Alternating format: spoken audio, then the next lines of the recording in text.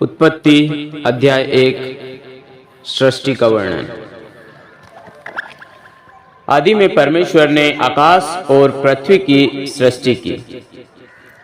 पृथ्वी बेडौल और सुनसान पड़ी थी और गहरे जल के ऊपर अंधियारा था। तब परमेश्वर का आत्मा जल के ऊपर मंडराता था। जब परमेश्वर ने कहा उजियाला हो, तो उजियाला हो गया। और परमेश्वर ने उजियाले को देखा कि अच्छा है, और परमेश्वर ने उजियाले को अंधियारे से अलग किया। और परमेश्वर ने उजाले को दिन और अंधियारे को रात कहा। तब सांझ हुई, फिर भोर हुआ। इस प्रकार पहला दिन था। फिर परमेश्वर ने कहा जल के बीच एक ऐसा अंतर हो कि जल दो भाग हो जाए। तब परमेश्वर ने एक अंतर बनाकर उसके नीचे के जल को और उसके ऊपर के जल को अलग अलग किया, और वैसा ही हो गया। और परमेश्वर ने इस अंतर को आकाश कहा, तथा सांझ हुई, फिर भोर हुआ। इस प्रकार दूसरा दिन हो गया। फिर परमेश्वर ने कहा आकाश के नीचे का जल एक स्थान में इकट्ठा हो जाए और सूखी भूमि दिखाई दे, और वैसा ही हो गया। परमेश्वर ने सूखी भूमि को पृथ्वी कहा, तथा जो जल इकट्ठा हुआ उसको उसने समुद्र कहा। और परमेश्वर ने देखा कि अच्छा है। फिर परमेश्वर ने कहा पृथ्वी से हरी घास तथा बीज वाले छोटे छोटे पेड़ और फलदायी वृक्ष भी, जिनके बीज उन्हीं में एक एक की जाति के अनुसार है, पृथ्वी पर उठे, पृथ्वी पर उगे। और वैसा ही हो गया। इस प्रकार पृथ्वी से हरी घास और छोटे छोटे पेड़, जिनमें अपनी अपनी जाति के अनुसार बीज होता है, और फलदायी वृक्ष, जिनके बीज एक एक की जाति के अनुसार उन्हीं में होते हैं, उगे।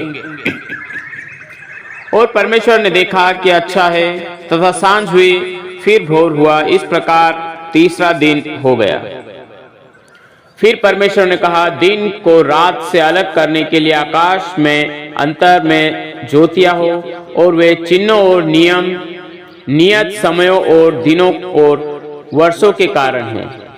और वे ज्योतियां आकाश के अंतर में पृथ्वी पर प्रकाश देने वाली भी ठहरे, और वैसा ही हो गया। तब परमेश्वर ने दो बड़ी ज्योतियां बनाई।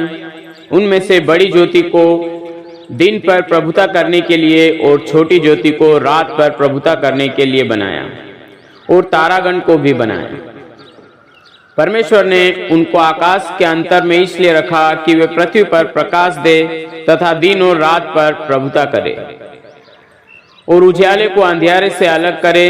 और परमेश्वर ने देखा कि अच्छा है, तथा सांझ हुई, फिर भोर हुआ। इस प्रकार चौथा दिन हो गया।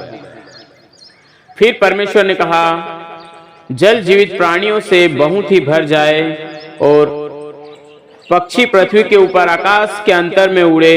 इसलिए परमेश्वर ने जाति जाति के बड़े बड़े जल जंतुओं की और उन सब जीवित प्राणियों की भी सृष्टि की, जो चलते फिरते हैं, जिनसे जल बहुत ही भर गया, और एक एक जाति के उड़ने वाले पक्षियों की भी सृष्टि की।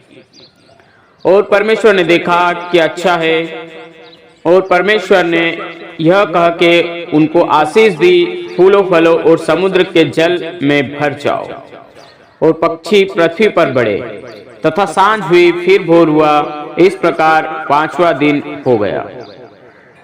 फिर परमेश्वर ने कहा पृथ्वी से एक जाति के जीवित प्राणी, अर्थात घरेलू पशु और रेंगने वाले जंतु, और पृथ्वी के वन पशु जाति जाति के अनुसार उत्पन्न हो, और वैसा ही हो गया। इस प्रकार परमेश्वर ने पृथ्वी के जाति जाति के वन पशुओं को और जाति जाति के घरेलू पशुओं को और जाति जाति के भूमि पर सब रेंगने वाले जंतुओं को बनाया। और परमेश्वर ने देखा कि अच्छा है। फिर परमेश्वर ने कहा हम मनुष्य को अपने स्वरूप के अनुसार अपनी समानता में बनाएं, और वे समुद्र की मछलियों और आकाश के पक्षियों और घरेलू पशुओं और सारी पृथ्वी पर और सब रेंगने वाले जंतुओं पर जो पृथ्वी पर रेंगते हैं अधिकार रखे। तब परमेश्वर ने मनुष्य को अपने स्वरूप के अनुसार उत्पन्न किया, अपने ही स्वरूप के अनुसार परमेश्वर ने उनको उत्पन्न किया, नर और नारी करके उसने मनुष्यों की सृष्टि की। और परमेश्वर ने उनको आशीष दी और उनसे कहा, फूलो फलो और पृथ्वी में भर जाओ और उसको अपने वश में कर लो, और समुद्र की मछलियों तथा आकाश के पक्षियों और पृथ्वी पर रेंगने वाले सब जंतुओं पर अधिकार रखो। फिर परमेश्वर ने उनसे कहा, सुनो, जितने बीज वाले छोटे छोटे पेड़ सारी पृथ्वी के रूप ऊपर है और जितने वृक्षों में बीज वाले फल होते हैं, वे सब मैंने तुमको दिए हैं, वे तुम्हारे भोजन के लिए हैं। और जितने पृथ्वी के पशु और आकाश के पक्षी और पृथ्वी पर रेंगने वाले जंतु हैं, जिनमें जीवन का प्राण है, उन सब के खाने के लिए मैंने सब हरे हरे छोटे पेड़ दिए हैं। और वैसा ही हो गया।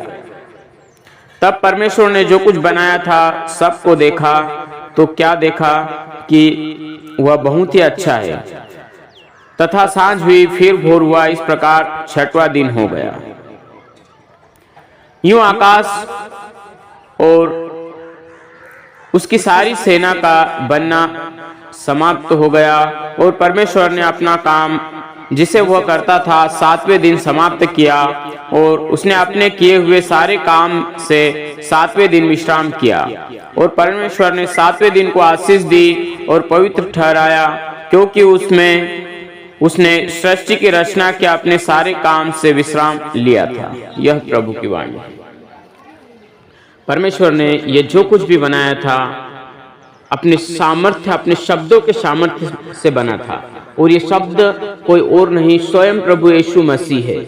आगे हम स्टडी में पढ़ेंगे। आगे लिखा है वचन में, आदि में शब्द था, शब्द परमेश्वर के साथ था और उसी के द्वारा सब कुछ रचा गया है। परमेश्वर के शब्दों के सामर्थ्य से सब कुछ रचा गया है, और ये शब्द स्वयं प्रभु यीशु मसीह, यानी कि इस पृथ्वी के ऊपर जितनी भी रचना की गई है वो स्वयं प्रभु यीशु के द्वारा ही उत्पन्न किया गया है। उसके बिना कुछ भी इस सृष्टि में उत्पन्न नहीं किया गया है। हालेलुया, आमीन।